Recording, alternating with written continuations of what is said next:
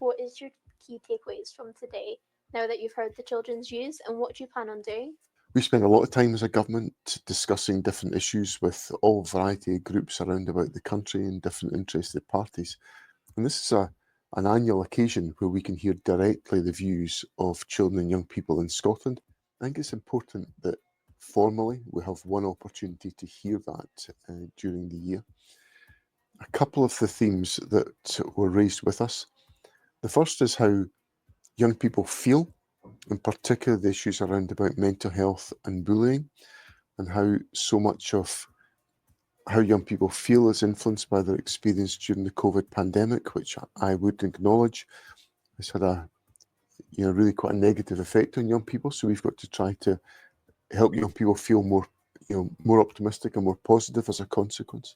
And the second issue, I think, is about the need for us to take action on climate. There was very clearly a lot of anxiety expressed around the need to take action on climate, and that will very much feature in the government's plans that we bring forward. This is our 8th cabinet takeover and your first as First Minister, and we've got a really long history of these meetings being quite successful and really exciting. I wanted to ask, what impact have these meetings had on you in the past, and what are your hopes for them in the future?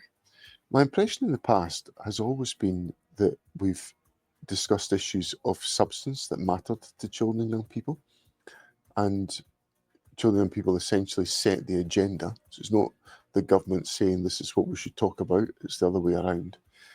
And that's so important because that sometimes brings some pretty blunt challenge to government, and we should embrace that. We should just recognise that's the case and address it. So that's my key observation, that often we hear the views and the points expressed by young people, and sometimes those are expressed in a challenging way because young people are concerned about those issues. And that's as it should be. And today was no different. Today was an example of difficult issues being set out really powerfully by children and young people. And of course, I reflect on that and think about what a strength that is for Scotland, that we've got young people who are so capable of making that contribution, and it's really welcome. How are you going to share what you've heard today throughout government, and how will we know as children and young people that our views have been taken seriously? I think all of these issues are issues that are material to the government's agenda. So we've got to make sure that what we talked about today is reflected in the choices and the decisions that government makes. So for umpteen years, we had Nicola Thinlips back in the day with her cheeky little bowl cut, humouring children. Then obviously we had Hamza Yusuf very briefly. Now we've got Slippery Swinney, Chrome John doing the same thing, following in the footsteps of his predecessors, humouring children, blowing the proverbial metaphorical smoke up their arse. If you're somebody who thinks that climate change, for example, is indeed not a political issue, and you think it's really an issue that sort of supersedes the political divide, etc., then you might not necessarily think there's anything wrong whatsoever with what you just heard there.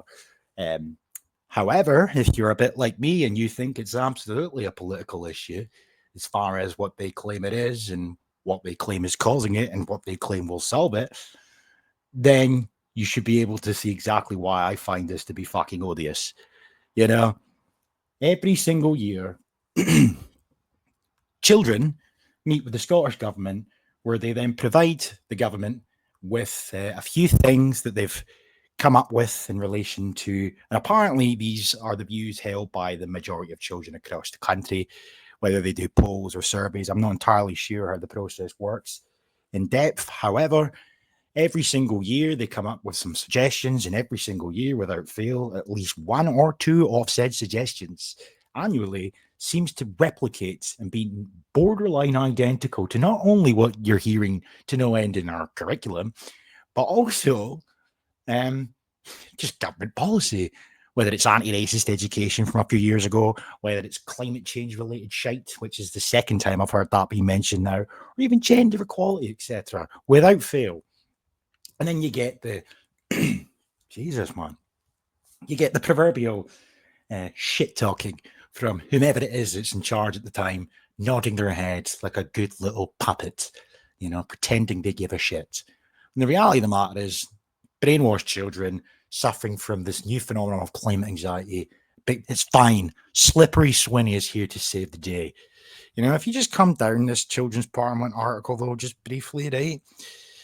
It says here that 8 members of the Children's Parliament, alongside young people from the Scottish Youth Parliament, met with Slippery Swinney and the Scottish Cabinet to share their concerns and ideas on what needs to change for children in Scotland. This was the 7th annual meeting of the Cabinet with children and young people, and as far as we are aware, this is the only process of its kind where children feed into Cabinet and government decision-making at the highest level. I mean, come on. Again, as I've said in multiple other videos in the past, if the children of Mass were demanding that the government halted all efforts to allegedly achieve net zero by their forever being postponed target, what is it, they're 2045 or something? Yeah. If they demanded that was the way that they wanted the government to go going forward, do you really think they'd still be getting listened to and taken seriously? Like, this is just total crap.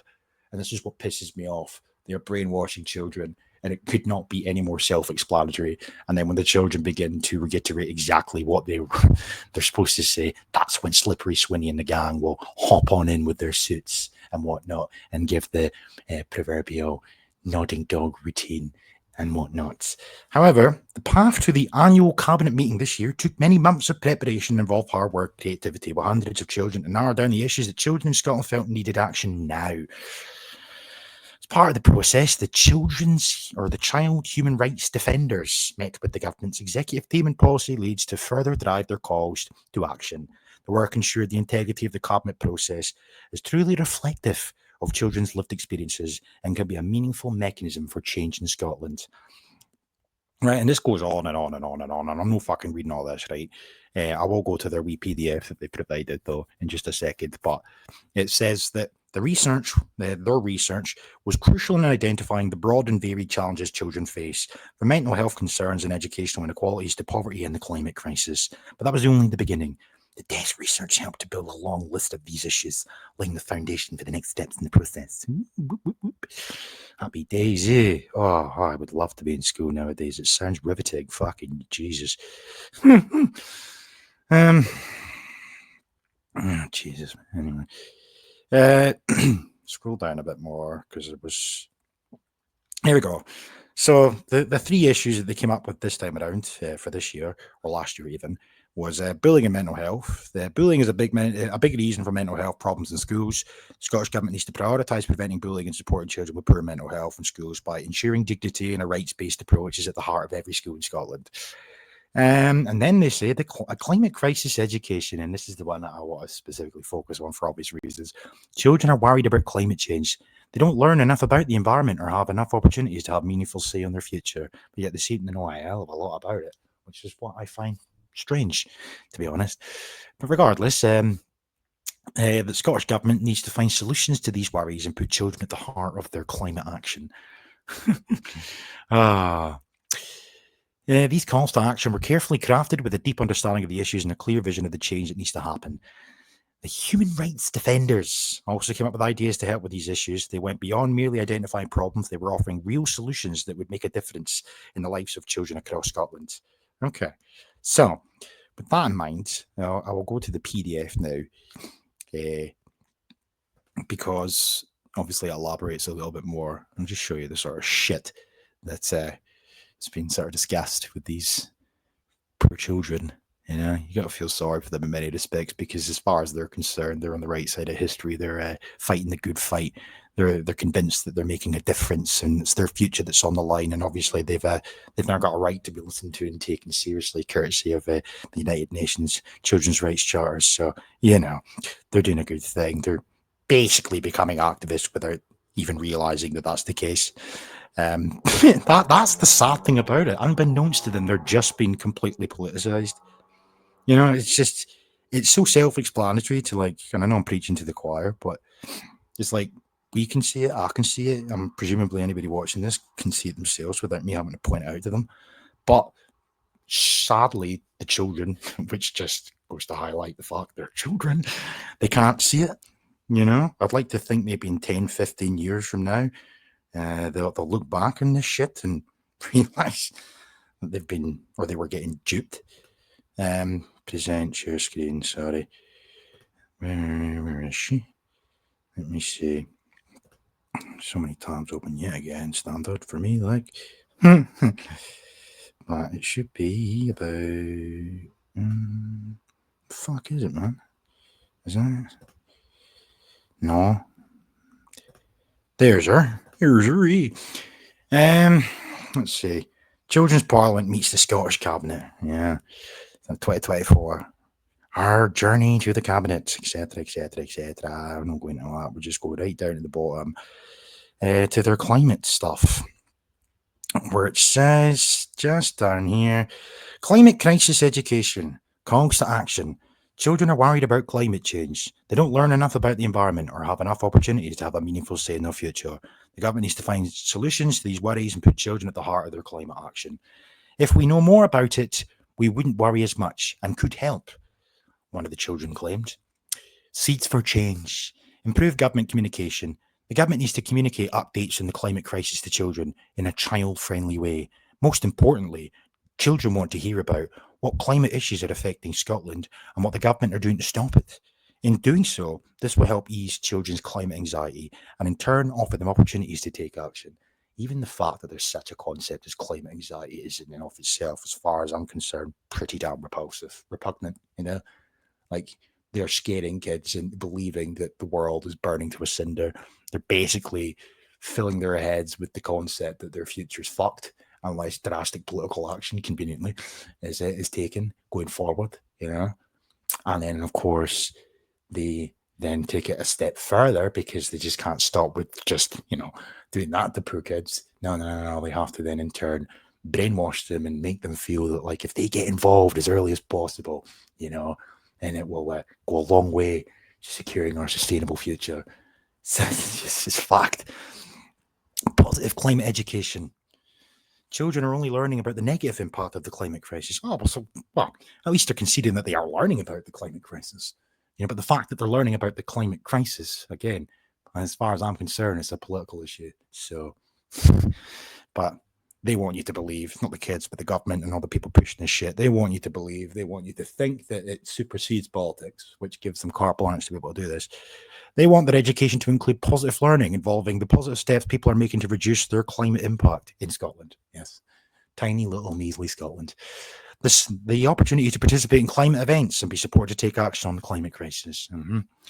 And then they also say that they want children to be involved in climate education. The government needs to include children's views, ideas, and opinions in the design of climate education.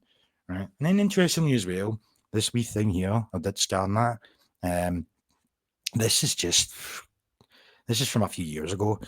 I don't know if I've ever made a video on it. I might have, but regardless, we should have learning for sustainability, because if people learn about it, they will act. And it's just true that it just takes a few people to make a change, and more children can have their voices heard. A 10-year-old, remember I said, a fucking 10-year-old talking about learning for sustainability. Another thing that seems to supersede politics, clearly, even though it's blatantly political. Goes on to say down here, there's a lot of verbiage, and I'm going through it all, obviously, but learning for sustainability's curriculum across schools and early years settings embeds social justice and children's human rights into educational practice. Connecting outdoor learning, sustainable development, encompassing climate change and the climate emergency. How convenient, eh? And global citizenship. Learning for sustainability supports children to understand this world and the types of communities they wish to live in. So, right off the bat, right, and they don't even really have an appropriate age to start teaching this shit. They just do it from as young as possible. But that's the sort of stuff that children are being introduced to. And is anybody surprised that when they're given the opportunity to sit there with the Chrome Dome John, one of their suggestions for this year or last year even is climate related? I wonder why that would be. Could it be to do with the bullshit they're learning in school, courtesy of learning for sustainability? I don't know. Totally independent thought. Though the curriculum has been a success, including achieving UNESCO Green Flag status, it's acknowledged that there is a need to refresh our delivery of learning for sustainability to ensure that it's a consistent and meaningful delivery for every learner. As part of this, the Children's Parliament was commissioned to capture the views of children across Scotland while learning for sustainability is important to them. This work will be used to inform the new Learning for Sustainability Action Plan. Jesus. Let's see. Fucking 11-year-old, I've seen it up there. Jesus. Let's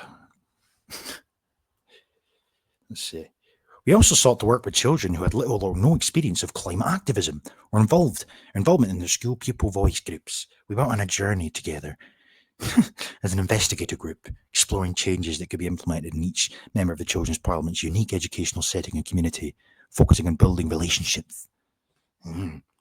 Intriguing stuff. Intriguing indeed. Following our initial workshops in the 5 settings, we invited 12 children aged 8 to 12 to be investigators. 8-year-olds. Even 12 is not too young for this shit, really, but 8? Really? Come on, man. Oh, God, I don't know. We worked with 132 children who became members of the Children's Parliament in 5 different educational settings across Scotland from early years up into secondary school through our initial in-person introductory workshops.